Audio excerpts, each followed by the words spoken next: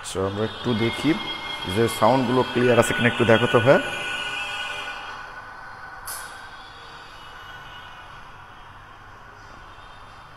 একটু সাউন্ডটা দেখে নিই আমরা।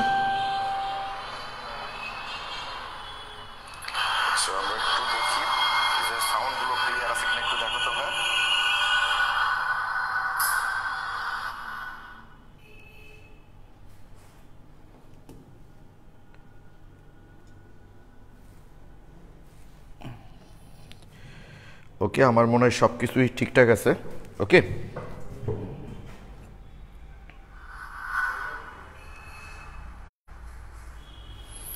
একটু দেখো তো ভাই সাউন্ডটা স্পষ্ট বোঝা যায় কিনা। ওকে, আমার মনে হয় সব কিছুই ঠিকঠাক আছে।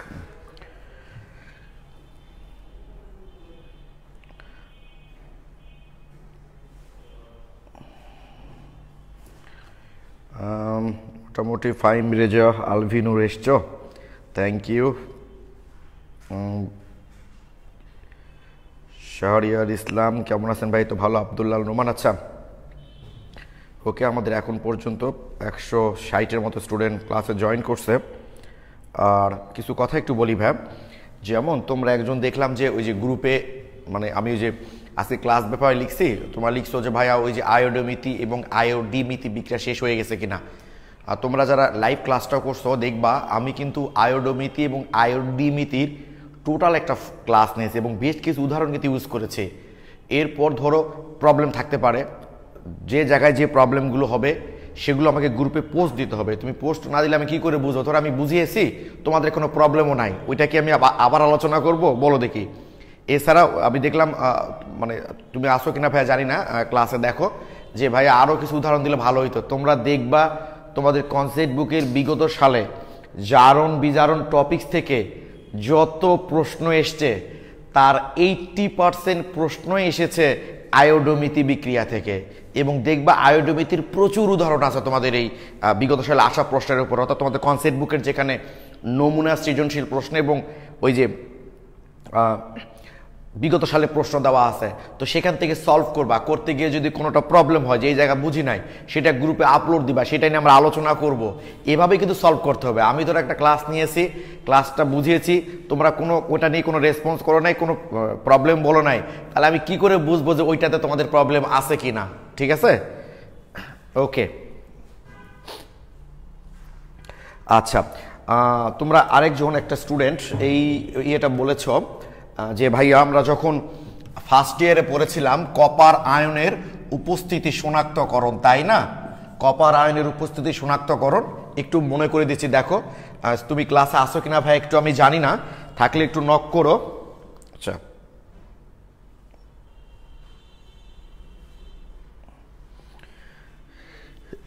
দেখো তোমার প্রবলেমটা ছিল যে ফার্স্ট ইয়ারে যখন আমরা করেছিলাম, কতটুকু দেখা যায়? হ্যাঁ ঠিকই আছে, যে কপার লবণের উপস্থিতি শনাক্ত করতে গেলে এটার মধ্যে পটাশিয়াম আয়োডাইড দ্রবণ দেওয়া হয়, তাই না? দেখলে তখন তোমাদের আমি বলেছিলাম, খেয়াল আছে কিনা, যে এইটা একটা জারণ বিদারণ বিক্রিয়া, তাহলে এটা কিউপ্রিক হয়ে যাবে কি কিউপ্রাস, কি হয় এখানে কিউপ্রাস আয়োডাইড, তাই তো? আর পটাশিয়াম আর সালফেট মিলে কি তৈরি করে? পটাশিয়াম সালফেট প্লাস হচ্ছে আয়োডাইডটা গিয়ে হয়ে যায় আয়োডিন। তো আমরা সেখানে কিভাবে শনাক্তটা করেছিলাম, যে কপার লবণ যেমন কপার সালফেটের মধ্যে যদি পটাশিয়াম আয়োডাইড দেওয়া হয় তাহলে কিউপ্রাস আয়োডাইডের স্বাদ অধক্ষেপ তৈরি হয়, কিন্তু অধক্ষেপটাকে আমরা বাদামি বর্ণের দেখি কারণ তার মধ্যে আয়োডিন মিশ্রিত থাকে। এই ছিল আমাদের কপার আয়নের উপস্থিতি শনাক্তকরণ। তো সেকেন্ড পেপারে তোমাদের এমসিকিউ দেখছো বোধহয়, দেখে মনে হয় এটা তোমার মাথায় এসছে যে এই বিক্রিয়ার প্রধান উৎপাদ কোনটি? অপশন হয়তো 3টাই আছে। তো জারণ বিজারণ টপিক্সে যখন তোমাকে প্রশ্নটা করা হবে যে এই বিক্রিয়ার সঠিক উৎপাদ মানে প্রধান উৎপাদ কোনটি, অবশ্যই এই যে আয়োডাইড লবণ থেকে যে আয়োডিন মুক্ত হচ্ছে এটাই হবে প্রধান উৎপাদ। কি ক্লিয়ার? কারণ হচ্ছে যে এই যে কোনো জারক দ্বারা আয়োডাইডের লবণ থেকে এই যে আয়োডিন উৎপন্ন হচ্ছে, সুতরাং এক্ষেত্রে অবশ্যই প্রধান উৎপাদ হচ্ছে আয়োডিন। আপসারা কি নামে তোমরা আমি আগে প্রশ্নটা করেছ, এখন দেখো তো ভাই একটু বুঝতে পেরেছো কিনা, কি ঠিক আছে? ক্লাসে আসো কিনা আমি জানি না ভাই। যে এইটা ওকে, যে যদি তোমাদের এই সেকেন্ড পেপারে যে আরোহণ বিধারণ টপিক্স থেকে কখনো প্রশ্ন দেয়, অর্থাৎ এই বিক্রিয়া যদি কোথাও দেয়, সহজ কথা, এই অ্যাডমিশন টেস্টে যখন তোমাদের দিবে তখন তার ফার্স্ট পেপার সেকেন্ড পেপার কিছু থাকবে না, এই বিক্রিয়া দিয়ে যখন বলা হবে প্রধান উৎপাদ কোনটি, অবশ্যই তোমরা পূরণ করবা iodine. Okay, thank you. Okay, তাহলে আজকে আমরা যেটা শুরু করব সেটা হচ্ছে এবং এটাই হচ্ছে এই অধ্যায়ের কিন্তু শেষ টপিকস, বুঝছো? পরিমাণগত রসায়নের শেষ টপিকসটাই হচ্ছে আমাদের এইটা। এবং এরপর আমরা এই যে এই অধ্যায়ের প্রথম দিকের কিছু অঙ্ক, অণু পরমাণু নির্ণয়ের অঙ্কগুলো আমাদের হয়নি, সেটা আমি বলেছি তোমাদের পরিবেশ রসায়নের সাথে সলভ করে ফেলবো, ঠিক আছে? তো আজকে যেটা আমরা করব সেটা হচ্ছে বিয়ার ল্যাম্বার্ট, বিয়ার কেউ বলে বেয়ার, সমস্যা নাই, বিয়ার ল্যাম্বার্ট সমীকরণ, ল্যাম্বার্ট সূত্র আর কি, বেয়ার ল্যাম্বার্ট সূত্র। আসলে বেয়ার একজন, ল্যাম্বার্ট একজন, দুইজন কিন্তু সূত্রটা দিয়েছে দুই পার, একজন বোধ 1762 আর 1760 সালে, আর একজন দিয়েছে কিন্তু 1760 সাল, ল্যাম্বার্ট, ল্যাম্বার্ট বোধ, হ্যাঁ ল্যাম্বার্ট দিয়েছে 1760, আর এটা বোধ 1852, তাই না? হ্যাঁ 1852। তাহলে খেয়াল করো, দুটা সূত্রের সমন্বয় করে আমরা আলোচনা করব, তো তাই এটাকে আমরা বলি বেয়ার ল্যাম্বার্ট সূত্র। ল্যাম্বার্ট দিয়েছে সূত্রটা 1760 সালে, আর বেয়ার দিয়েছে 1852 সালে। দেখো প্রায় 100 বছর পর কিন্তু। তো এই সূত্রটার আসলে কাজ কি, ল্যাম্বার্ট এবং বেয়ার এই সূত্রটার কাজ হচ্ছে ভাব যে কোন একটা একবর্ণী আলো ব্যবহার করে, একবর্ণী আলোর কথা মনে আছে কি তোমাদের? ইউটিউবে একটা ক্লাস দেওয়া আছে, দেখবা আলোক সমানতা, ইউটিউবে দেখবা আলোক সমানতার উপর একটা ক্লাস দেওয়া আছে, পুরো 1 ঘন্টা বা তার চেয়ে বেশি সময় হবে। সেখানে আমি একবর্ণী আলো নিয়ে আলোচনা করেছি যে একটা মাত্র তরঙ্গ দৈর্ঘ্য বিশিষ্ট আলোক রশ্মিকেই বলে থাকি আমরা একবর্ণী আলো। তো একবর্ণী আলো ব্যবহার করে কোনো লঘু দ্রবণের, হয়তো বলবা ভাই কত লঘু, মোটামুটি 0.001 মোল থেকে 0.01 মোল, অর্থাৎ একবর্ণী আলো ব্যবহার করে এরকম লঘু দ্রবণের ঘনমাত্রা নির্ণয় করি আমরা এই বেয়ার ল্যাম্বার্ট সূত্র দ্বারা। কি কথা বোঝা গেছে? যে একবর্ণী আলো ব্যবহার করে কিভাবে করি সেটাই আমরা আজকে আলোচনা করব। একবর্ণী আলো ব্যবহার করে এই লঘু দ্রবণ, কত লঘু, মোটামুটি এটা থেকে এই তরঙ্গ দৈর্ঘ্যের মধ্যে আলোর লঘু দ্রবণের ঘনমাত্রা আমরা বের করি, কিন্তু অবশ্যই এর চেয়ে একটু বেশি হলেও সমস্যা নাই, কিন্তু সেটা যেন 0.1 মোলের বেশি না হয়। ওকে, তাহলে আমরা কি শিখলাম?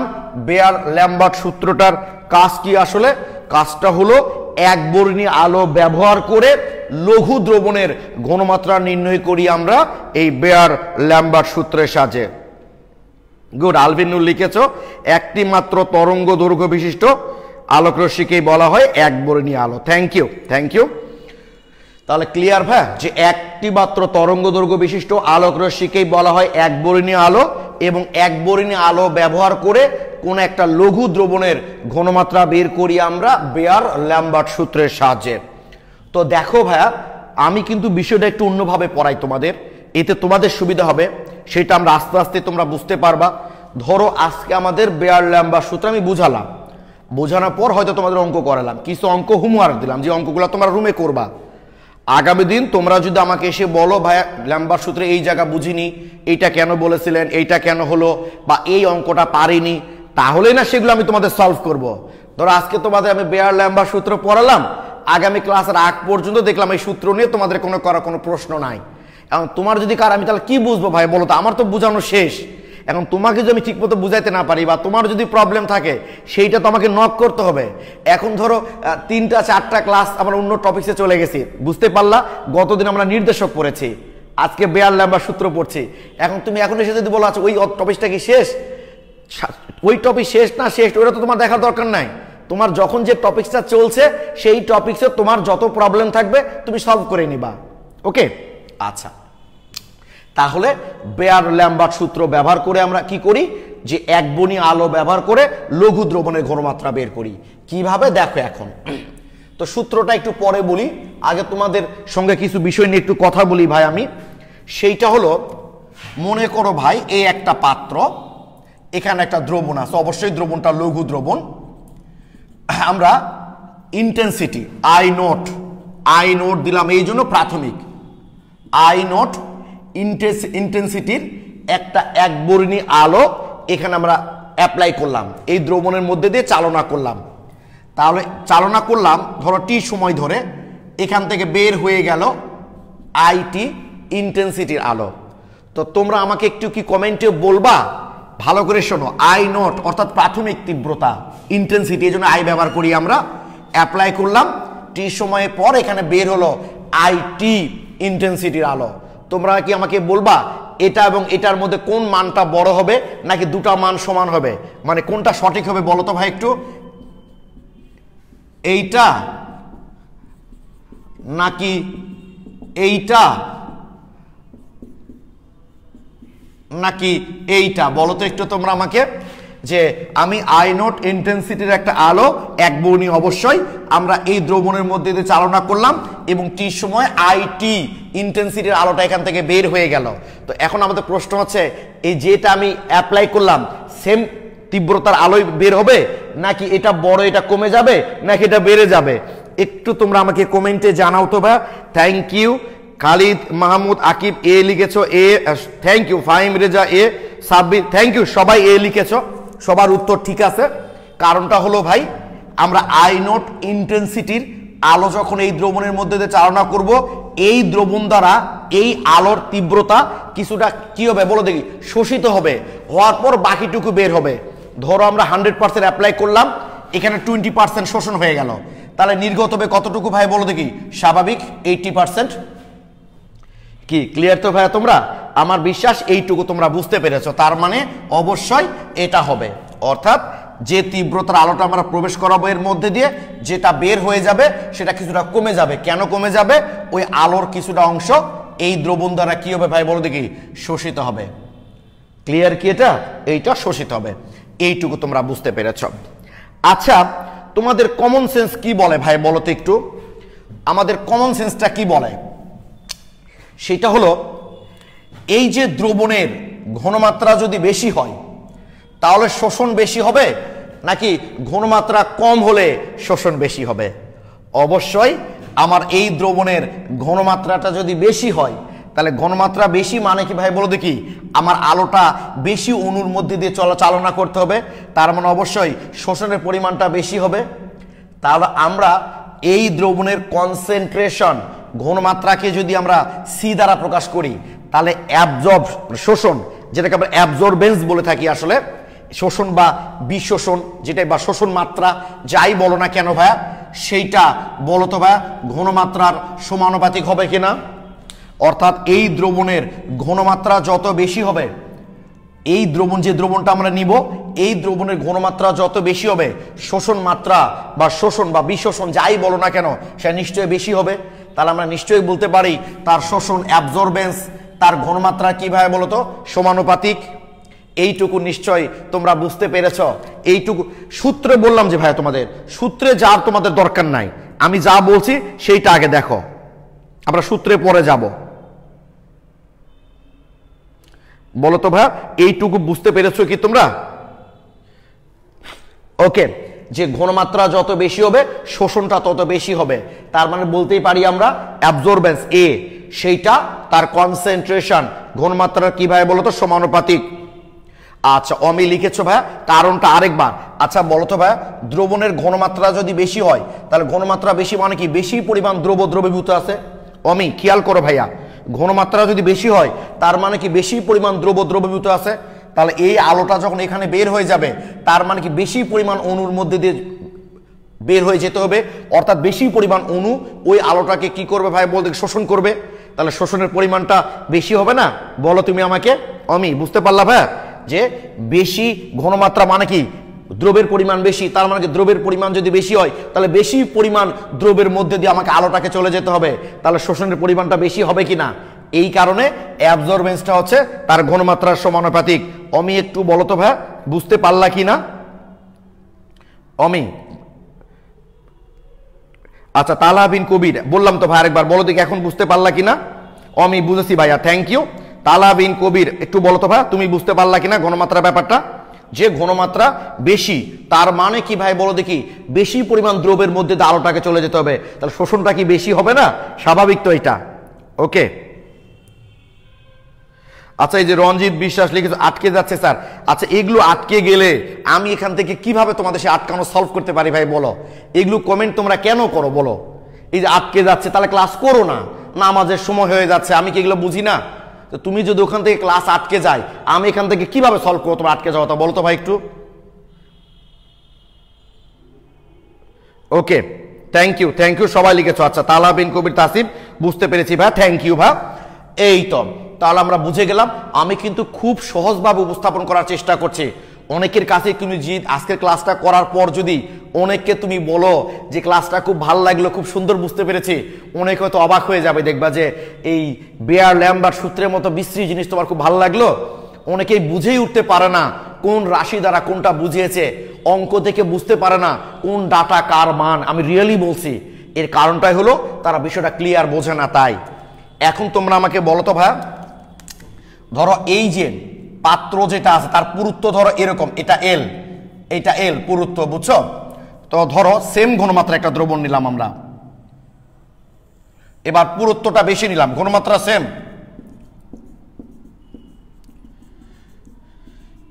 আই নট ইন্টেন্সিটির আলো আমরা অ্যাপ্লাই করলাম, এখান থেকে আইটি সেম ভাবে বের হয়ে গেল। আমার প্রশ্ন হচ্ছে যে ঘনমাত্রার কথা তো বললামই, যে একই পাত্রে যদি ঘনমাত্রা আমরা কম বেশি করি তাহলে শোষণটা কম বেশি হবে। কারণটা হলো ঘনমাত্রা বেশি মানে বেশি পরিমাণ দ্রবের মধ্যে আলোটাকে প্রবেশ করতে হবে, অর্থাৎ বেশি পরিমাণ দ্রব্য শোষণ করবে।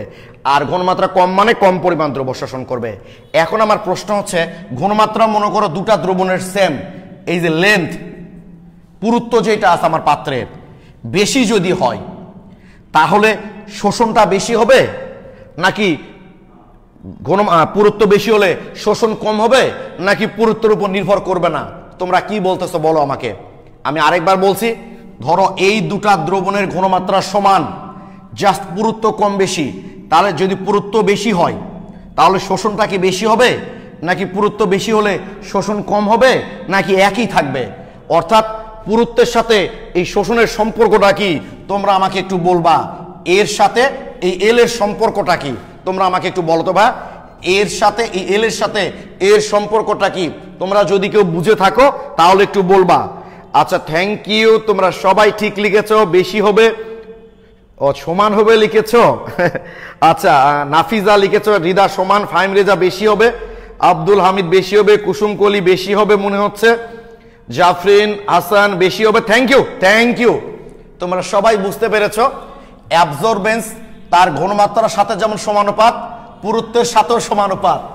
কারণটা হলো ভাই খেয়াল করো তো তোমরা, এই দুটা দ্রবণের ঘনমাত্রা মনে করো সমান, তাহলে পুরুত্ব যদি বেশি হয় তাহলে স্বাভাবিক তোমাকে পুরুত্ব বেশি আছে মানে কি আলোটাকে আরো বেশি দ্রবের মধ্যে দিয়ে যেতে হচ্ছে। পুরুত্ব যদি কম হতো তাহলে কম পরিমাণ দ্রবের মধ্যে দিয়ে যেতে হতো। পুরুত্ব বেশি হওয়ার কারণে কি হচ্ছে, বেশি পরিমাণ দ্রবের মধ্যে দিয়ে যেতে হচ্ছে। তার মানে শোষণের পরিমাণটা কি হবে ভাই বলো তো, বেশি হবে। অর্থাৎ ঘনমাত্রা যদি সেম হয় তাহলে লেন্থ পুরুত্ব যত বেশি হবে শোষণটাও তত কি বলো দেখি বেশি হবে। আর একই পাত্রে যদি হয় তাহলে ঘনমাত্রা যত বেশি হবে সেক্ষেত্রেও শোষণটা বেশি হবে। অর্থাৎ আমার শোষণের মাত্রাটা ঘনমাত্রার সমানুপাত, পুরুত্বের সমানুপাত।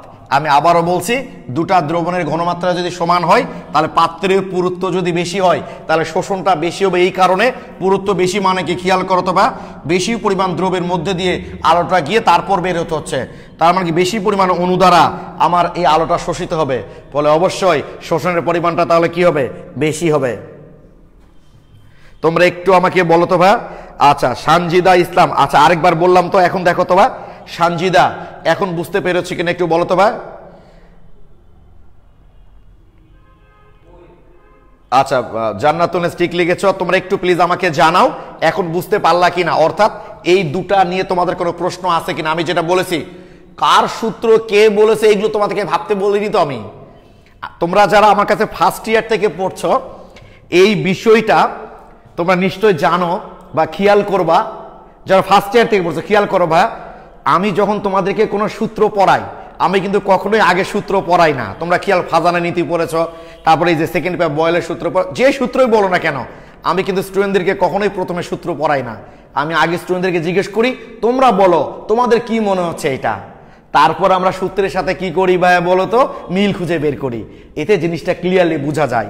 আর নাহলে আগেই যদি সূত্র এটা বলেছে ওটা বলেছে বলি, তখন আমাদের কাছে মনে হয় আমি আর বুঝি আর না বুঝি ওইটাই ঠিক হবে, এটা স্বাভাবিক, তখন বোঝাটা ভালো হয় না আসলে। এই কারণে সূত্রের তো বাদ দাও, আগে তোমরা বুঝতে পারলা কেন একটু বলো। Thank you. আচ্ছা আচ্ছা, আব্দুল্লাহ আল্লুমান লিখেছো ভাইয়ার এইভাবে কোনো সূত্র বোঝানোর সিস্টেমটা অনেক ভালো লাগে, বোঝানোর পর বলে যে এটাই মুখে। হ্যাঁ থ্যাংক ইউ ভাইয়া, এতে সুবিধা হয় যে আমরা জিনিসটা বুঝে গেলাম যে এমনটা হলে এমনটা এরকম হতে পারে, ফাইনালি বললাম এটাই ওই সূত্র। আচ্ছা স্যার, আসসালামু আলাইকুম স্যার, ক্লাস শেষে ফোন দেবো। অবশ্যই স্যার, আমি ক্লাস শেষে আপনাকে ফোন দেবো। Thank you sir. কি সবাই ক্লিয়ার? থ্যাংক ইউ, সবাই লিখেছো ক্লিয়ার। ঠিক আছে, তোমরা সব সময় শুধু কেমিস্ট্রি না সব সাবজেক্টেরই সূত্রটা যখন পড়বা, বুঝছো, সূত্র পড়ার বোঝার মুখস্থ করার আগে ভিতর থেকে ফিল করবা যে জিনিসটা আসলে কি কি বলা হচ্ছে, কি হচ্ছে এখানে, কেন হচ্ছে, তাহলে দেখবা সূত্রটা বুঝতে সুবিধা হবে। তাহলে আমরা একটু হাইলাইট করে নিই যে আই নট ইন্টেন্সিটির কোনো আলো যদি আমরা অ্যাপ্লাই করি, তাহলে অবশ্যই এই দ্রবণ দ্বারা কিছু আলো শোষিত হয়ে বাকিটা নির্গত হবে। তো আমাদের যদি দ্রবণের ঘনমাত্রা যত বেশি হবে, শোষণটা তত বেশি হবে, কারণ ঘনমাত্রা বেশি হলে বেশি পরিমাণ দ্রবের মধ্যে দিয়ে আমাকে আলোটাকে প্রবেশ করতে হবে, অর্থাৎ বেশি পরিমাণ দ্রব দ্বারা, বেশি পরিমাণ অণু দ্বারা আলোটা শোষিত হবে, তাহলে অবশ্যই শোষণের মাত্রাটা আমার বেশি হবে। আবার ঘনমাত্রা যদি সমান থাকে, পুরুত্ব বেশি হওয়া মানে কি ভাই বলতো, বেশি লেন্থ, বেশি দৈর্ঘ্য অতিক্রম করে আলোটাকে নির্গত হতে হচ্ছে, তাহলে অবশ্যই বেশি পরিমাণ দৈর্ঘ্য মানে কি বেশি অণু দ্বারা আলোটা শোষিত হবে, তাহলে সেক্ষেত্রেও শোষণ মাত্রাটা তার লেন্থ, তার পুরুত্বের সমানুপাতিক হবে। এই দুটা জিনিস আমরা দেখলাম। তালাবিন কবি তাসিফ লিখেছে দ্রবণ কি বেশি নাকি একই পরিমাণ, শুধু পুরুত্ব বাড়ানো হয়েছে। দ্রবণ তুমি যেটাই নাও না কেন ভাইয়া, আলোটা তো এই পথে যাবে। তুমি যদি এইটুকু দ্রবণ ভরায় নাও, তাহলে আলোটা তো এই পথেই যাবে কি, ঠিক আছে? সুতরাং পরিমাণের উপর তো ডিপেন্ড করবে না, পুরুত্বের উপর ডিপেন্ড করবে। কারণ তুমি যদি এই আলোটা পুরো পাত্রটা ভরায় নাও, বলো দেখি, আলোটা তো কি সরলরৈখিক পথেই যাবে নাকি, তাহলে মানে ওইটুকু পথই তো অতিক্রম করবে সে। ঠিক আছে, তালাবিন কবি তাসিফ, বুঝতে পেরেছো ভাইয়া? ওকে, আচ্ছা, তাহলে এই দুটা সূত্রকে যদি আমরা একত্রিত করি, নিশ্চয়ই লিখতে পারি এ সমানুপাত সি ইন্টু এল, কি ঠিক আছে, এ সমানুপাত সি ইন্টু এল, অর্থাৎ সে ঘনমাত্রার সমানুপাতিক, লেন্থের পুরুত্বের সমানুপাতিক। তাহলে তোমরা নিশ্চয়ই জানো সমানুপাতিক চিহ্ন তুলে দিলে আমরা একটা ধ্রুবক ইউজ করি। এখানে যে ধ্রুবকটা ব্যবহার করা হয় ইপসাইলন, ইপসাইলন, ইপসাইলন, এলসি বা সিএল যাই লেখো না কেন, এই যে আমরা একটা সূত্র পেয়ে গেছি, অ্যাবজর্বেন্স অর্থাৎ শোষণ মাত্রা বা শোষণ বা বিশোষণ যাই বলো না কেন, epsilon L C A is equal to এইটুকুর মধ্যে। তাহলে এটা কি বললাম আমরা, তোমার লিখে নিতে পারো যে শোষণ মাত্রা, বা তোমাদের বইয়ে লেখা আছে ভাই বুঝছো, অ্যাবজর্বেন্স বা বিশোষণ। অনেক সময় শোষণও বলা হয়, অ্যাবজর্বেন্স, অ্যাবজর্বেন্স একটা বললেই হলো। এটা তো ইপসাইলন ধ্রুবক বা মোলার অ্যাবজর্বিটি বলে থাকি, মোলার সহগ, শোষণ সহগও বলে থাকি আমরা, মোলার অ্যাবজর্বটিভিটি লিখা আছে তোমাদের বই দেখবা। এলটা তো লেন্থ পুরুত্ব, আর সিটা তো বুঝতেই পারছো কনসেন্ট্রেশন বা ঘনমাত্রা, এগুলো বইয়ে দেওয়া আছে ভাই, বুঝছো যে কোনটা দ্বারা কি বোঝানো হচ্ছে। শোষণ মাত্রা বা বিশোষণ বা শোষণ বা অ্যাবজর্বেন্স, ইপসাইলন ধ্রুবক যাকে আমরা মোলার অ্যাবজর্বটিভিটি বলে থাকি, লেন্থ পুরুত্ব, সিটা হলো কনসেন্ট্রেশন ঘনমাত্রা।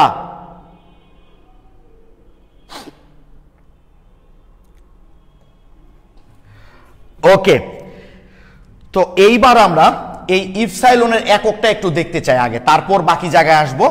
ইপসাইলনের একক, তাহলে খেয়াল করো তো ভাইয়া, ইপসাইলন সমান কি লিখতে পারি, এই এককটা কিন্তু তোমাদের পরীক্ষায় প্রায় দিয়েছে, তোমরা দেখবা তোমাদের ফাইনাল পরীক্ষাতে ইপসাইলনের এককটা প্রায় দিয়েছে। তাহলে এ এল সি, তাই তো? ঠিক কিনা, epsilon is equal to A by LC.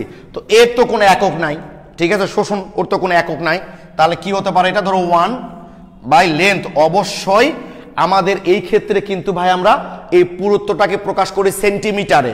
কিসে প্রকাশ করি? সেন্টিমিটারে প্রকাশ করি। ওকে, তাহলে এটা হলো সেন্টিমিটার, আর সি মানে তো জানোই ভাই এম। তাহলে এটাকে ইনভার্স হয়ে গেলে কি লিখতে পারি আমরা, এইটা, ঠিক কি না, এইটা দেখা যায় কি এই পর্যন্ত? হ্যাঁ দেখা যায়, তাই না? আচ্ছা, তো এইটাই হলো আমাদের ইপসাইলনের একক। মাথায় রাখবা যে আমাদের কিন্তু এখানে সেন্টিমিটার, আমরা সাধারণত এই বেয়ার লাম্বার্ট সূত্রের যে পুরুত্বটা লেন্থটা দেওয়া থাকে এটাকে আমরা সেন্টিমিটারে প্রকাশ করি। যে এককেই থাক না কেন ওটাকে তোমরা সেন্টিমিটার বানাই নিবা, মিটার থাক মিলিমিটার থাক তোমরা সেন্টিমিটার বানাই নিবা। তাহলে এইটাকে অনেক সময় পার মোল এইভাবে না লিখে এটাও লেখা থাকে। তোমরা জানো মোল মানে মোল পার লিটার, তার মানে লিটার পার মোল পার সেন্টিমিটার। ওকে, লিটার পার মোল পার সেন্টিমিটার। অপশনে এটাও থাকতে পারে এটাও থাকতে পারে, লিটার পার মোল পার সেন্টিমিটার। এই ইপসাইলনের এককটা কিন্তু ভাই প্রায় দেয়, ঠিক আছে? ও ইপসাইলনের প্রবলেম তোমাদের বললাম তো ভাই, মোলার অ্যাবজর্পটিভিটি বলা হয় এটাকে, আসলে শোষণ সহগ বলা হয়। এই যে আমাদের দ্রবণ দ্বারা যে শোষণ হচ্ছে সে শোষণ সহগ, এটা একটা ধ্রুবক মান থাকে, এইটা তোমাদের অঙ্কে দেওয়াই থাকবে, অথবা অনেক সময় এটাও বের করতে বলে তখন এই মানগুলো দেওয়া থাকবে। ওকে, না এর কোনো একক নাই। ওকে, ও আচ্ছা তুমি লিখেছো এ সমান 1, মানে একক লিখছি তো ভাইয়া, এর তো কোনো একক নাই এই কারণে 1 লিখেছি আমরা। ওকে, আব্দুল্লাহ আল নোমান লিখেছো ভাই এ সমান 1, বুঝলাম না, জাস্ট এর তো কোনো একক নাই তাই আমি তোমাদের এককটা বোঝানোর জন্য 1 দিয়েছি ওখানে। এখন কি বুঝতে পেরেছো আব্দুল্লাহ আল নোমান? আচ্ছা, মেহেদি হাসান সেন্টিমিটার কেন ভাই? কারণটা হচ্ছে যে এই বেয়ার ল্যাম্বার্ট সূত্রের ঘনমাত্রাকে পুরুত্বটাকে সেন্টিমিটারে প্রকাশ করা হয়, এই এককেই যদি এটা প্রকাশ করা হয় তাই তোমাকে এটা দিয়েই প্রকাশ করতে হবে, এটার অন্য কোনো কারণ নাই, এটা সেন্টিমিটারে প্রকাশ করা হয়, ঠিক আছে? ওকে আব্দুল্লাহ বুঝেছি, থ্যাংক ইউ ভাই। আলভিনুর হ্যাঁ লিখেছো, কেন হ্যাঁ লিখেছো বুঝলাম না, একক নাই তাই, থ্যাংক ইউ। শ্রাবণী লিখেছো একক নাই তাই, একক না তাই 1 লিখেছি। আচ্ছা থ্যাংক ইউ, সবাই লিখেছো ক্লিয়ার, থ্যাংক ইউ। কারো কোনো প্রশ্ন নিশ্চয় নাই দেখছি। ওকে, তাহলে তোমরা এখন বলো তো ভাইয়া, আমি যদি এই যে 4টা রাশি দেওয়া আছে যে কোনো একটা রাশির মান আমাদেরকে বের করতে বলা হয়, তোমরা 3টা মান যদি দেওয়া থাকে আরেকটা নিশ্চয় বের করে ফেলতে পারবা। ওকে, আমার বিশ্বাস তোমরা সেটা পারবা। এখন দেখো, তাহলে এইটুকু মিশাই দিলাম আমরা। আচ্ছা এইদিকে লিখলে কি দেখা যাবে? তাহলে মিশাতাম না, আচ্ছা মিশাই দিই না। সেইটা হচ্ছে ভাইয়া এই যে ট্রান্সমিটেন্স প্রবাহতা নামে একটা রাশি আছে, টি টি ট্রান্সমিটেন্স প্রবাহতা। এই প্রবাহতা জিনিসটা হচ্ছে আসলে যে একক তীব্রতার জন্য কতটুকু নির্গত হচ্ছে। কি বললাম? একক তীব্রতার জন্য কতটুকু আলোকরশ্মি, কত তীব্রতার আলো নির্গত হয় সেইটাকে আমরা ট্রান্সমিটেন্স বা প্রবাহতা বলে থাকি, টি দ্বারা প্রকাশ করি। অর্থাৎ টি ইজ ইকুয়াল টু, তাহলে আই নট তীব্রতার জন্য প্রবাহিত হচ্ছে আই টি, অতএব একক তীব্রতার জন্য কি হবে? I T by I naught. এটা একটু জেনে রাখবা তোমরা, ট্রান্সমিটেন্স প্রবাহতা, প্রবাহতা বলা হয় বাংলায়। তাহলে I T by I naught, অর্থাৎ যতটুকু তীব্রতা আলো নির্গত হচ্ছে বাই প্রাথমিক তীব্রতা is equal to T. Clear? এইটুকু যেন তোমাদের মাথায় থাকে, ঠিক আছে, মনে থাকে যেন T is equal to I T by I naught, অর্থাৎ টিটা হচ্ছে ট্রান্সমিটেন্স, যাকে আমরা বাংলায় বলে থাকি প্রবাহতা, is equal to I T by I naught, অর্থাৎ নির্গত আলোর তীব্রতা ডিভাইডেড বাই প্রাথমিক তীব্রতা। ওকে, এটা মনে রাখবা তোমরা। এইবার কথা হচ্ছে তোমাদের কি মনে হয় ভাই বলো তো, যদি আমাদের শোষণটা 20% হয় তাহলে 80% নির্গত হচ্ছে, তাই তো?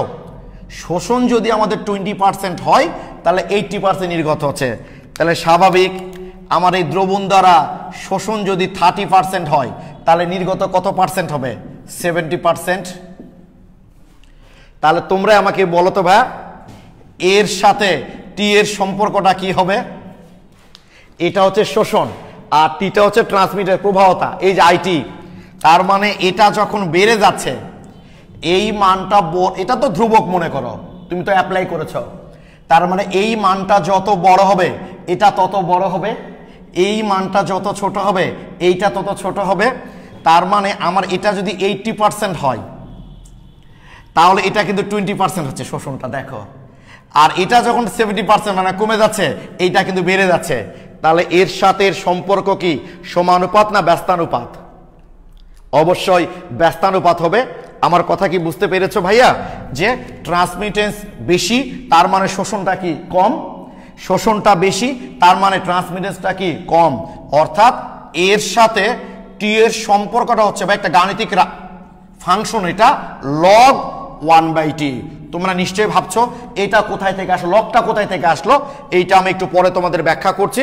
এইটা তোমরা মাথায় রাখবা যে এই এর সাথে টি এর সম্পর্ক হলো a = log 1/t। এটা একটা গাণিতিক ফাংশন, কোথায় থেকে আসলো বলতেছি, সম্পর্ক ব্যস্তানুপাত। কারণটা হচ্ছে যে আমাদের শোষণ যত বেশি হবে আইটি এর মান তত কি হবে বলো দেখি, কম হবে। এইটা যত কম হবে এইটা তত বেশি হবে, অর্থাৎ সম্পর্কটা হচ্ছে ব্যস্তানুপাত, অর্থাৎ a = log 1/t। এইটা যেন অবশ্যই তোমাদের মাথায় থাকে। তাহলে আমরা এই টি এর মানটা যদি এখানে অ্যাপ্লাই করি তাহলে a সমান এটা লিখতে পারি না লগ, তাহলে ইনভার্স হয়ে যাবে I0/I। ট্রান্সমিটের সমান দেখলাম, এটা ট্রান্সমিটেশনের সাথে এর সম্পর্ক দেখলাম, টি এর মানটা যদি আমরা এখানে বসাই দিই তাহলে I0/I। ওকে, এই মোটামুটি আমরা আমাদের কিন্তু বেয়ার ল্যাম্বার্টের সূত্র একদম শেষের দিকে চলে এসেছি। আমরা এখন অ্যাপ্লিকেশন দেখবো, শুধু কত মজার দেখো সূত্রগুলো। এগুলোকে আমরা অনেক সময় জটিল বানাই ফেলি, জটিল কেন বানাই একটু পরেই বলতেছে আমি, দাঁড়াও। ওকে, থ্যাংক ইউ। তাহলে আমরা সূত্রটা একটু একটা কাজ করতে পারি না ভাইয়া, দেখো তো। তাহলে পুরো এ সমান কি লিখতে পারি আমরা? এ সমান লিখতে পারি log 1/t = log I0/I =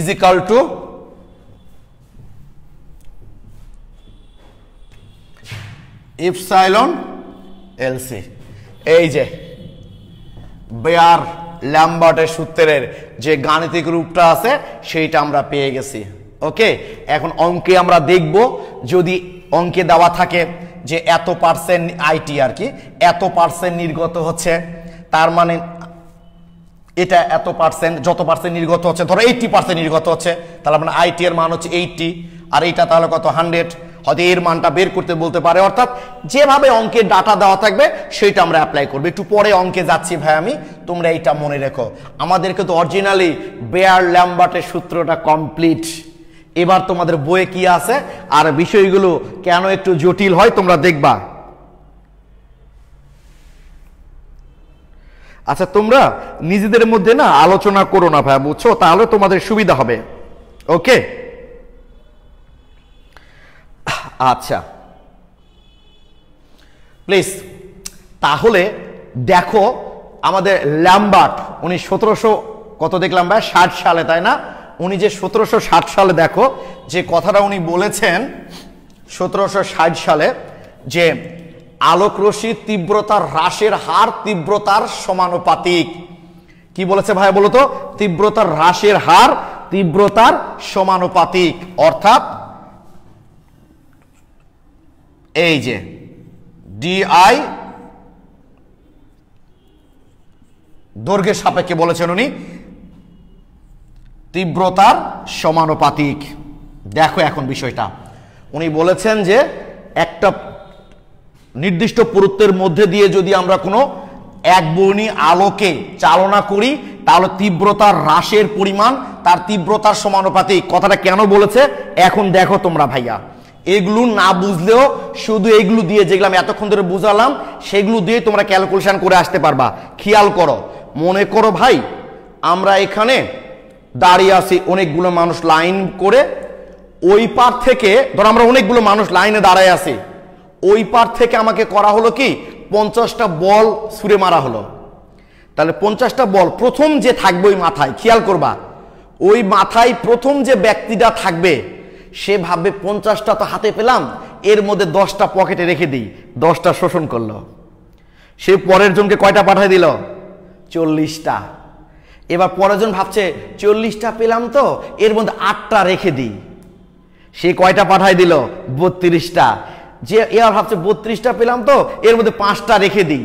তাহলে দেখো, এ 5টা রাখলো, এ শোষণ করলো 5টা, আর প্রথম জন শোষণ করেছিল 10টা। কেন? কারণ ওর বেশি পরিমাণ ছিল তাই বেশি শোষণ করেছে, এর কম পরিমাণ ছিল তাই সে কম শোষণ করেছে। তার মানে কি, তীব্রতা যত বেশি হবে শোষণটাও তত কি হবে ভাই বলো দেখি? বেশি হবে। হ্রাসের পরিমাণটাও তখন কি হবে ভাই বলো দেখি? বেশি হবে। এটাই হচ্ছে ল্যামবার্টের সূত্র। জাস্ট ল্যামবার্ট বলেছেন দৈর্ঘ্যের সাপেক্ষে, আর বেয়ার বলেছেন নির্দিষ্ট ঘনমাত্রার সাপেক্ষে।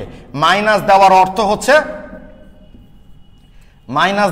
হচ্ছে ভাই হ্রাস পাচ্ছে, তাই এই যে এইটা হলো আমাদের ল্যামবার্টের সূত্র, এইটা হলো বেয়ারের সূত্র। এগুলোকে একটা নির্দিষ্ট রেঞ্জের মধ্যে যদি আমরা ইন্টিগ্রেশন করি তাহলে এই সূত্রগুলা পেয়ে যাই।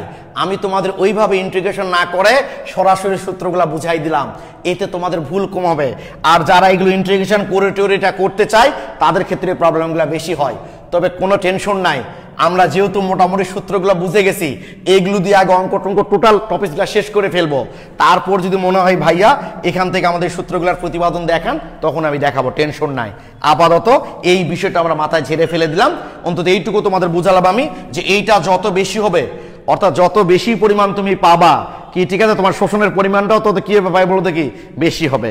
অর্থাৎ তীব্রতা যত বেশি হবে শোষণ বেশি হবে, মানে কি হ্রাস হয়ে যাবে, সেটা হ্রাস বেশি হবে। এটাই বেয়ার ল্যামবার্টের সূত্র।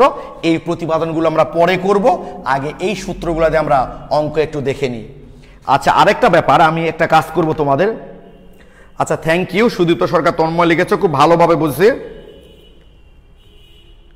আচ্ছা, আগের ট্রান্সমিটেশন আমি কিছু বুঝতে পারিনি। এটা কিচ্ছু না ভাই, তুমি খালি মনে রাখবা এটা কে লিখেছো ভাইয়া, এ কে আসফিয়া।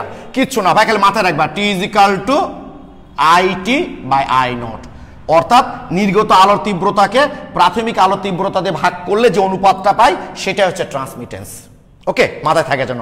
ট্রান্সমিটের সংজ্ঞাটা হচ্ছে এইটা।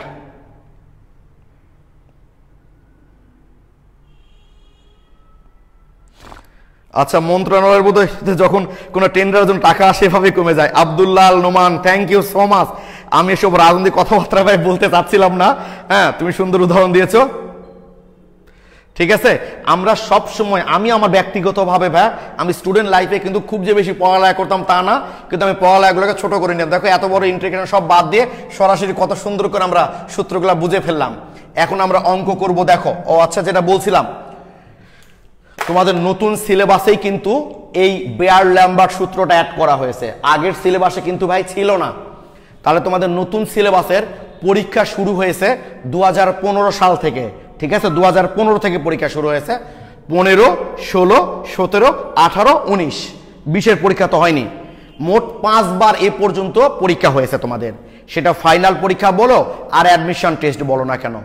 এই 5 বারের মধ্যে 4 বারই বুয়েটে এই বেয়ার ল্যামবার্ট সূত্র থেকে অঙ্ক দিয়েছে। 5 বারের মধ্যে 4 বার, 2015-তে দিয়েছে, 16-তে দিয়েছে, 17-তে দিয়েছে, শুধু 18-তে দেয়নি, 19-এ দিয়েছে। এবং 17 এবং 19-এর অঙ্ক দুটা স্টুডেন্টরা বলে একটু ক্রিটিক্যাল ভাইয়া, ধরতে পারি না। তো আমি ইঞ্জিনিয়ারিং ব্যাচে এই অঙ্কগুলো সলভ করেছি। তো ওদের গ্রুপে যে ক্লাসটা আমি নিয়েছি ভাইয়া, আজকে বা আগামীকালকে আমি তোমাদের ওই গ্রুপের ওই ক্লাসটা সেভ করে তোমাদের গ্রুপে আপলোড দিব। তাহলে বুয়েটের যে অঙ্কগুলো এসছে তোমরা চাইলে সেগুলো সলভ করতে পারবা। আর প্রবলেম হলে তো কোনো টেনশনই নাই, আমি তো আসি, বুঝাই দেব তোমাদের। ওকে, তাহলে আমরা একটু অঙ্ক দেখতে পারি এখন, তাই না? তোমরা একটু চলে আসো তো ভাই 406 নাম্বার পেজের 103। আচ্ছা, অঙ্কের নাম্বার কিন্তু একটু ভুল হয়ে গেছে ভাই, জানো? আমাদের ওখানে জারণ বিজারণ 110, এখানে 111 হওয়া উচিত ছিল। যাক, নাম্বার চেঞ্জ হলো, তার অঙ্ক কমে নাই। তোমরা বের করো পেজ নাম্বার হচ্ছে 406 নাম্বার পেজের 103। কোশ্চিন নাম্বার হচ্ছে 103। হ্যাঁ, তোমরা হয়তো অনেকেই বলতে পারো আমি বুয়েটের ওই যে 17, তারপর হচ্ছে 19-এর এই অঙ্কগুলো কিন্তু তোমাদের কনসেপ্ট বুকে দেইনি, একটু ক্রিটিক্যাল, তো ইন্টারমিডিয়েট পরীক্ষাতে এত ক্রিটিক্যাল অঙ্ক লাগে না। হয়তো তোমরা অনেকেই বলবা ভাইয়া বুয়েটে তো লাগছে, সবাই তো আর ইঞ্জিনিয়ারিং প্রিপারেশন নিবে না নেক্সট টাইম, অনেকে তো মেডিকেল প্রিপারেশন নেবে, তারা তো এই অঙ্কগুলো নাও করতে পারে। এই কারণে ভাই আমি তোমাদের একাডেমিক বই অঙ্কগুলো দেইনি, কি ঠিক আছে? তো তোমরা, আমি তোমাদের গ্রুপে আপলোড দিব ওই ক্লাসটা, ইঞ্জিনিয়ারিং ব্যাচের এই ক্লাসটা, তোমরা চাইলে অঙ্কগুলো করতে পারো, কোনো টেনশন নেই ভাইয়া। আচ্ছা, তাহলে পেজ নাম্বার হচ্ছে 406, কোশ্চিন নাম্বার হচ্ছে 103। আমার ধারণা, আচ্ছা ফরিদুজ্জামান লিখেছ লাইভ নিলে ভালো হয় ভাইয়া। এই যে লাইভ তো নিচ্ছি আমি তোমাদের, তো ওই ক্লাসটা তোমাদের দিব নিয়ে আপলোড করে, তোমরা কোথাও বুঝতে না পারলে সেটা নিয়ে আবার একটা লাইভ নিব, কোনো অসুবিধা নাই, ঠিক আছে ফরিদ? আবার প্রয়োজনে লাইভ নিব ভাইয়া। তো এখানে কি বলেছে 103 নাম্বার অঙ্কে দেখো তো, 406 পেজের 103 নাম্বার অঙ্কে কি বলেছে? একটি দ্রবণের ইপসাইলনের মান দেওয়া আছে, তাই না? এখানে ইপসাইলনের মান দেওয়া আছে 1.0 × 10⁵ লিটার পার মোল পার সেন্টিমিটার। তোমরা ভাবতে পারো আধা ঘন্টার মধ্যেই তোমাদের বেয়ার ল্যাম্বার্টের সূত্র কমপ্লিট। তার মানে কত সহজভাবে জিনিসটা তোমরা বুঝেছো, অনেকে হয়তো ভাবতেই পারবে না যে, এবং দেখো তোমরা প্রত্যেকটা ট্রাম বুঝতে পারবা অঙ্কের মধ্যে যে কোনটা দ্বারা কি বুঝিয়েছে। দেখো, আচ্ছা পথের দৈর্ঘ্য L = আমাদের বলে দিয়েছে 1 সেন্টিমিটার, ওকে, আর এর মান বলে দিয়েছে এটাও 1। দ্রবণটির ঘনমাত্রা বের করতে বলছে, তাহলে নিশ্চয় A = এই যে এর মান আমাদের বলে দিয়েছে, L বলে দিয়েছে, A বলে দিয়েছে, L বলে দিয়েছে, ইপসাইলন বলা আছে। আমার ধারণা তোমরা C এর মানটা ভাইয়া সহজেই বুঝতে পারবা, C এর মানটা তোমরা সহজেই করতে পারবা, ওকে। এই হলো আমাদের 103 নাম্বার অঙ্কটা। এবার 104 নাম্বারটা দেখি আমরা, পরেরটা দেখি কি বলেছে। 104 নাম্বারটা 1 সেন্টিমিটার দৈর্ঘ্যের, তাহলে লিখে নিই আমরা 1 সেন্টিমিটার দৈর্ঘ্যের, তাই না? তার মানে L = 1 সেন্টিমিটার। 1 সেন্টিমিটার দৈর্ঘ্যের কোন নমুনা দ্রবণ থেকে একটি নির্দিষ্ট তরঙ্গ দৈর্ঘ্যে আপতিত আলোর 80% নির্গত হয়। তার মানে IT = 80, তার মানে অবশ্যই I0 = কত হবে? 100। 80% নির্গত হচ্ছে মানে কি IT 80% যেহেতু, তার মানে কি I0 100। আর কি বলেছে ভাইয়া এখানে? বস্তুর শোষণ ক্ষমতা অ্যাবজর্পটিভিটি মানে ইপসাইলন, অ্যাবজর্পটিভিটি কত বলেছে ভাইয়া? 2। কি বের করতে বলেছে এখানে? তাহলে দ্রবণের ঘনমাত্রা কত? C এর মানটা বের করতে বলেছে। তাহলে কোন সূত্রে অ্যাপ্লাই করব? স্বাভাবিক, তাহলে এইটা আমরা অ্যাপ্লাই করব, তাই না ভাইয়া? log I0 by IT = epsilon LC। Epsilon দেওয়া আছে, L দেওয়া আছে, C বের করতে হবে, I0 দেওয়া আছে, IT ও দেওয়া আছে। সহজেই কিন্তু ক্যালকুলেশনটা হয়ে যাবে। মেহেদি হাসান লিখেছে এত সহজ। আর ফাহিম রেজা বই দেখে তো হিজিবিজি লাগে। হ্যাঁ ফাহিম রেজা ঠিক বলেছ, তুমি যে বই বলো না কেন, আমাদের NCTVর যে 17টা বই দেওয়া আছে, এই ক্লাসটা বোঝার আগে তোমরা যদি বই দেখো পুরাই হিজিবিজি লাগবে, খুব খারাপ লাগবে। আমি তো তোমাদের এটাই বললাম ভাইয়া যে আমরা অনেক সহজ করে জিনিসটা পড়বো আর কি। দেখো আধা ঘন্টার মধ্যেই কিন্তু আমাদের পুরো প্রবলেমটা সলভ হয়ে গেছে, ওকে। তারপর 105 নাম্বারটা তোমরা রুমে করবা। 106 নাম্বারটা একটু দেখি আমরা। 106 নাম্বারটা দেখি ভাই আমরা। এটা বুয়েট 15-16 কোশ্চেন 106। ও আচ্ছা 105টা করে দিয়েছি, অসুবিধা নাই। 580 ন্যানোমিটার তরঙ্গ দৈর্ঘ্য, ওইটা তোমার দেখার দরকার নাই। 580 ন্যানোমিটার তরঙ্গ দৈর্ঘ্য কেন বলেছে জানো? ওই যে এক বর্ণীয় আলো, একটা মাত্র। তোমরা কিন্তু অবশ্যই ইউটিউবে ওই আলোক সমান্তরালটা খুব ভালো করে দেখবা, ওখানে এক বর্ণীয় আলো জিনিসটাকে আমরা ডিটেলস আলোচনা করেছি। অনেকেই কিন্তু মনে করে লাল, নীল, বেগুনি এগুলো বোধহয় এক বর্ণীয় আলো। না ভাইয়া, এগুলো এক বর্ণীয় আলো না। ধরো 450 থেকে 590, ধরো 550 থেকে 590 ন্যানোমিটারের মধ্যে তরঙ্গ দৈর্ঘ্য বিশিষ্ট আলোক রশ্মিটা হলো এই বর্ণের। তার মানে ওই বর্ণের মধ্যে তো অনেকগুলো তরঙ্গ দৈর্ঘ্য থাকবে, তাদের মধ্যে যে কোনো একটা তরঙ্গ দৈর্ঘ্য, যেমন এই অঙ্কে ব্যবহার করেছে 580 ন্যানোমিটার, তার মানে 580 ন্যানোমিটার তরঙ্গ দৈর্ঘ্য। এটা হচ্ছে এক বর্ণীয় আলো, একটাই মাত্র তরঙ্গ দৈর্ঘ্য। তাহলে দ্রবণের আয়তন 20 লিটার, দ্রবের আণবিক ভর 110, ভর 8.5, মোলার শোষণ সহগ একক দেখেই বুঝতে পারছো এটা হচ্ছে ইপসাইলন। পুরুত্ব 2 সেন্টিমিটার হলে অ্যাবজর্বেন্সের মান কত? এর মানটা বের করতে বলছে, তাই না ভাইয়া? তাহলে এর মান যদি আমাদের এখানে বের করতে বলে তাহলে a is equal two epsilon LC. তো দেখি মানগুলো কি কি আছে। ইপসাইলনের মান কত দেওয়া আছে আমাদের এখানে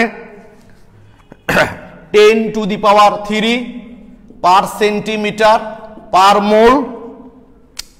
তারপর পুরুত্ব এল দেওয়া আছে আমাদের এখানে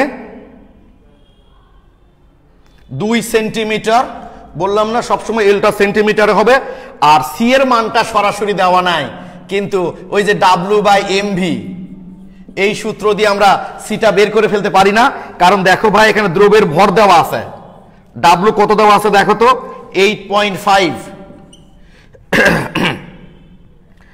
আণবিক ভর কত দেওয়া আছে 110, আয়তন কত আছে 20 লিটার। এখানে 1000 দিয়ে গুণ করলাম না, কারণ আয়তন লিটারে বসাইছি। তাই তোমরা তো নিশ্চয়ই জানো যে W × 1000 যখন বসাই আমরা তখন ভিটা ml এ দিতে হয়। যেহেতু ভিটা লিটারে আছে তাই আমরা 1000 দেওয়ার উপরে গুণ করলাম না। তাহলে এখানে সি এর মানটা তোমাদের বের হয়ে আসবে। তাহলে সি এর মানটা বসাই দিবা। এটা নিশ্চয়ই পারবা তোমরা। এখন এটা বুয়েট 15-16 সেশনের অঙ্ক। বুয়েটের আরো 3টা অঙ্ক আছে, তোমাদের এখানে দেওয়া না এটা। ওকে, তো আজকে আমরা এই বেয়ার ল্যাম্বার্ট সূত্র নিয়ে আলোচনা করলাম। এই যে তোমরা বলছো, তোমরা এখন ধরো আমি আমার জিনিসটা বুঝালাম ভাই, এখন তোমরা যেখানে যে অঙ্কগুলো পাবা সেগুলো নিয়ে চর্চা করবা। যেটা বুঝবা না গ্রুপে পোস্ট দিবা, দেবে গ্রুপে পোস্ট দিলে কেউ না কেউ এটা সলভ করেই দেয়। না কেউ সলভ না করে দিলে আমি ক্লাসে সলভ করে দিব, কিন্তু তোমরা না বললেও তো আমি সেটা বুঝতে পারবো না। তাহলে আজকে আমরা অসাধারণ একটা টপিকস পড়লাম, বেয়ার ল্যাম্বার্টের সূত্র। তোমাদের বিভিন্ন বই ঘাটাঘাটি না করে প্রথম যে কাজটা করবা, যেদিন যে ক্লাসটা হবে সেইটা তোমাদের বইয়ের বিগত সালে যে প্রশ্নগুলো আমি দিয়ে দিয়েছি সেখানে কি কি প্রশ্ন এসছে, এমসিকিউ যেগুলো দেওয়া আছে সেগুলো কি কি এসছে, আমি তোমাদের অ্যাডমিশন টেস্টের যে প্রশ্নগুলো দিই সেখানে কি কি এসছে সেগুলো আগে সলভ করবা, পারছো কিনা দেখো। তারপর অন্যান্য বই দরকার হলে দেখবা। এরপর প্রবলেম হলে আমি তো ভাই আসি। আচ্ছা, এই অধ্যায় মোটামুটি বলতে গেলে শেষ। এবং সত্যি বলছি, তোমরা কোনো ফ্রেন্ডকে যদি গিয়ে বলো যে আমরা বেয়ার ল্যাম্বার্ট সূত্রটা পড়লাম খুব ইজি, সে কিন্তু অবাক হয়ে যাবে যে এটা আবার অনেক ইজি। তো অনেক মজা পাইলাম ভাইয়া। খালিদ মাহমুদ আকিব লিখেছো, থ্যাংক ইউ। তাহলে মোটামুটি ওই যে বেয়ার ল্যাম্বার্ট সূত্রের কিছু বিশ্লেষণী মূলনীতি আছে সেগুলো নিয়ে আমরা কথা বলবো, তোমাদের প্রবলেম নিয়ে কথা বলবো। তাহলে আগামী ক্লাসে আমরা ওভারঅল পুরো অধ্যায়টা নিয়ে কিছু কথা বলবো। ওকে, আগামী ক্লাসটা তাহলে এই মোটামুটি টপিকসটা আমাদের হয়ে গেল। এবং আগামী ক্লাসে আমরা এই টপিক শেষ করে অধ্যায়টা শেষ করে, তোমরা অনেকেই বলেছো 2-1 পরীক্ষা দিবা। আসলে অনলাইনের এক্সামগুলোকে আমাকে নাটকীয়তা ছাড়া কিছু মনে হয় না। আমি তোমার প্রশ্ন দিব, তুমি রুম থেকে পরীক্ষা দিবা। আমি তো অনেক প্রাইভেট ইউনিভার্সিটি স্টুডেন্টদেরকে দেখছি পাশে 3-4টা টিচার নিয়ে পরীক্ষা দিচ্ছে। ইটস ওকে, তোমরা যদি বলছো যদি 2-1 সৎভাবে পরীক্ষা দাও আমি প্রয়োজনে পরীক্ষাটা নিব, অসুবিধা নাই। তাহলে আগামী ক্লাসে আমরা পুরো অধ্যায়ের উপর রিভিউ করব। যদি তোমাদের প্রবলেম থাকে সেটা ডিসকাস করব, আর যদি প্রবলেম না থাকে আমরা প্রথম অধ্যায় শুরু করব, পরিবেশ রসায়ন। সবাই ভালো থেকো, সুস্থ থেকো, সবার জন্য শুভকামনা রইল।